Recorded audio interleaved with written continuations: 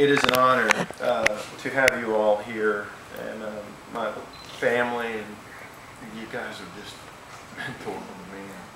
I could not ask for a better mom, a better dad, and you're just an amazing role model, an amazing man, and I just have the most respect for you I could ever have. And Mom, you're my heart and soul, and you're everything. And thank you. And thank you all for helping them. You guys have just been amazing throughout this process, and your prayers have meant so much, and they really did bring Malia and I together and continue to make us stronger, and I appreciate that so much. All of our friends that are here, you're here because you are our world, and we appreciate you guys in our lives, and it means so much that you're here and sharing this moment with us. Malia, you are my world. And I remember when I met Malia, we were at actually a friend of mine, Ben, who's here, and I were at a bar actually. At Woodrow's. Imagine that. At Woodrow's, one of our normal haunts at steak night. We were having steak.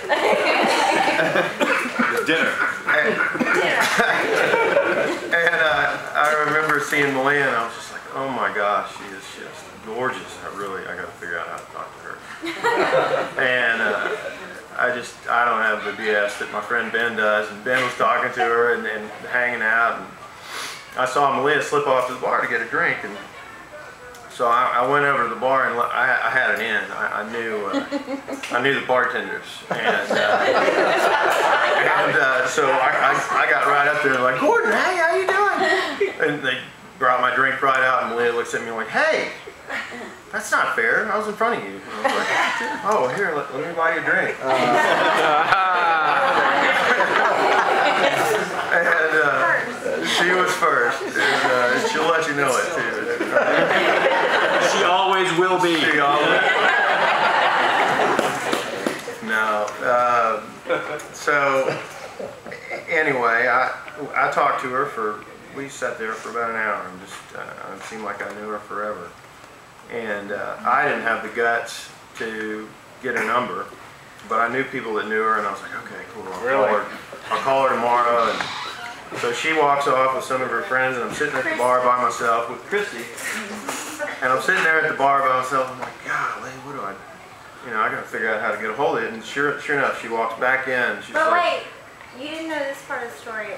I told Christy, I was like, Christy, I need you to know that even though you look at me as a person who has confidence and I'm not scared to talk to people, can you see the fear in me now? And she was like, yes. And I was like, Christy, I'm so scared, and I just need you to know that fear exists even in confident people. And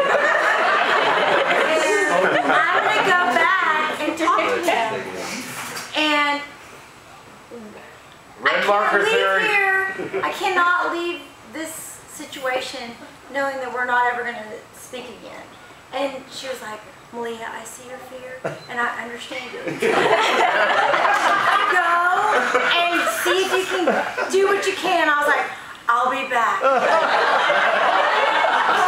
Right, Chrissy? No, and then the funniest part was I'm standing out there waiting for her, and I'm like, okay, let's go, come on, let's go. And she comes out with a glass of water. And I was like, oh my God, if you went and got a glass of water instead of getting his number, I'm going to kill you. But then she goes, here's the glass of water, but look. Gordon, can I point out to you that Malia's going to finish her stories for you?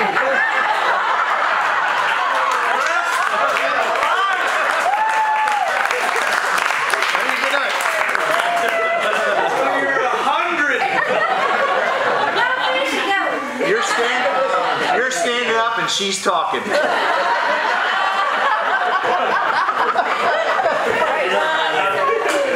Just his life. She's better at it than me anyway. So anyway, she did. She came back in.